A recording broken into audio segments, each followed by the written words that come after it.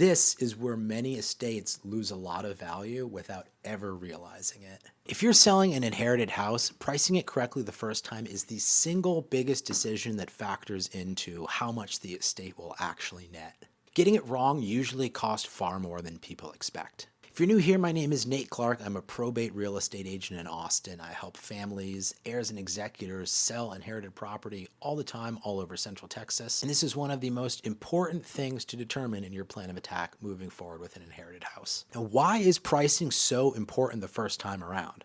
Simply put, the market is most forgiving when a house is freshly listed. The initial launch gets the most attention, creates the most urgency, and will result in the best offers that will net you the most amount of money. Once an inherited home, or any home for that matter, goes stale, the days on market will accumulate. That will be the ultimate detractor from how much you sell for, because buyers will increasingly start to wonder, what is wrong with this house?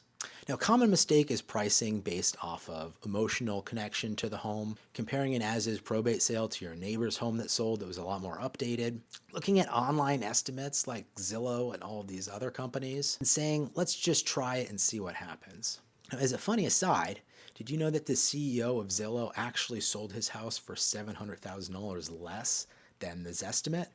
I'm not sure how much weight I'd put into those automated value models. Probate sales making any of the mistakes in terms of pricing that I described above almost always backfire. Now, inherited homes oftentimes haven't been updated in years, have deferred maintenance, and need repair. Pricing needs to reflect the actual condition and what buyers are willing to pay for a house in that condition in the current market. A lot of this will be predicated off of buyers' repair expectations and financing constraints.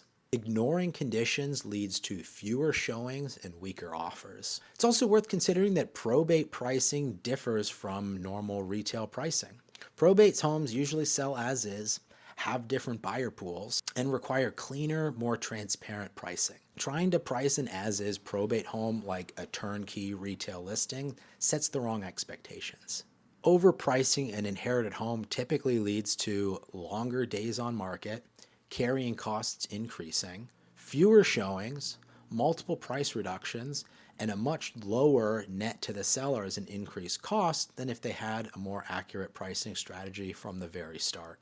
See, what happens is you price too high to begin with, the market never buys into your value proposition, and then as the price comes down, when it finally gets in range of the fair market value it should have been listed for initially, buyers stigmatize the house and wonder why nobody's bought it. Correct pricing includes comparable sales in similar condition, current market demand, an understanding of accurate repair costs that buyers will factor in. And a lot of times I see executors and heirs say, well, this is only $30,000 worth of work, when in reality, it's probably the better part of $100,000 worth of repairs that an incoming buyer is going to make. It's also very important to balance this with the estate's timelines and goals. Now, this isn't guesswork, this is strategy. And this is why professional guidance matters here. Pricing probate property properly, that's a tongue twister. It requires experience with probate homes and selling homes as is. It requires understanding buyer psychology. It requires an awareness of how listings go stale and expire. And it takes a clear marketing plan from day one.